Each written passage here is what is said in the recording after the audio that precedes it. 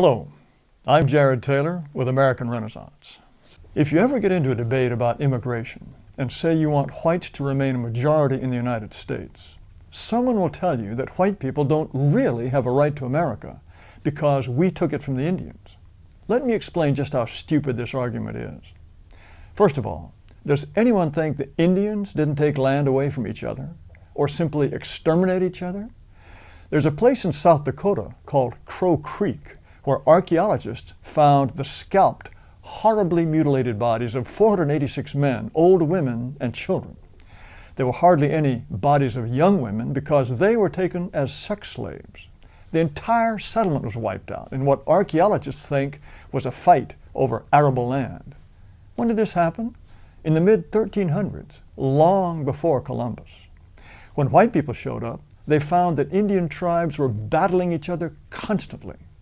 The French explorer Pierre La Vérendrye was one of the first Europeans to learn about the Assiniboine Cree and the Sioux. In 1743, he reported that, quote, "From time immemorial, they have been deadly enemies."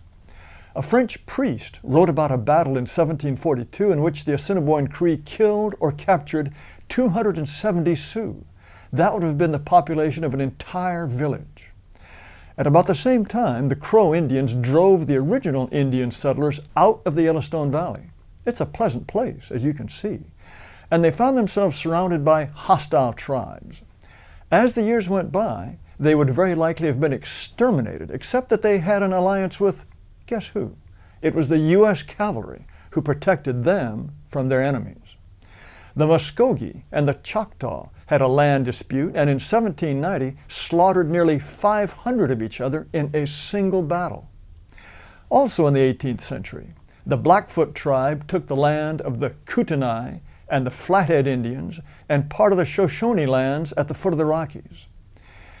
In arid parts of the Southwest, the Hopi and the Zuni fought each other over arable land. As for the Comanche, after they got horses, they drove the Osage, the Cheyenne, and the Arapaho out of their hunting grounds. During the Civil War, the Comanche pushed white settlers in Texas 100 miles back to the east. They raided as far as 400 miles into Mexico, where they took thousands of slaves. Parts of northern Mexico were almost completely depopulated because of Comanche raids. But let's get back to the Sioux. They called themselves Lakota, which means allies. Other tribes called them Sioux, a name the Ojibwa first gave them, which means snakes or enemies. They were originally from the Great Lakes, but were pushed west by the Ojibwa and the Cree. Over a period of 200 years, they fought at least 28 different tribes and drove the following people off their land: the Pawnee, the Ponca, the Arikara, Iowa, Mandan, Hidatsa, Assiniboine, and the Crow. The Sioux lands recognized in an 1868 treaty with the U.S. government, which you can see in yellow, were all taken from other tribes who were there first. The biggest battles the Lakota Sioux fought against the U.S. cavalry, including the Battle of Little Bighorn, were over land that originally belonged to other Indians. Further west, in Montana, in 1866, the Piegan Indians killed more than 300 of their enemies, the Crow and the Gros Ventres, in just a single battle. This is more than the highest estimated casualty counts for Indians in any engagement with the U.S. Army. Did you know that after contact with whites in the 19th century, more Indians in the West died fighting each other than died fighting whites? I sure didn't until I started looking into this. So yes, we took the land from the Indians, and they fought like hell to keep it. But no one ever says the Indians didn't have the right to defend their land just because they took it from somebody else. No one says that. All around the world, people are living on land they took from other people. Does that mean they don't have rights to it? All of North Africa, for example, was conquered by the Arabs, who forced the locals to convert to Islam or die. Does that mean Morocco, for example, isn't allowed to have an immigration policy because the people living there now took the land from somebody else? European history is an endless story of conquest. Before the First World War, Hungary was 3 times bigger than it is today. It was officially carved up in 1920. So does that mean that the Slovaks, the Romanians, and the Croatians who helped themselves to huge chunks of Hungary can't have an immigration policy? And who's this guy? He's Augusto Peña Nieto, the president of Mexico. Take a good look. Does he look like this guy, for example? This is a real native Mexican.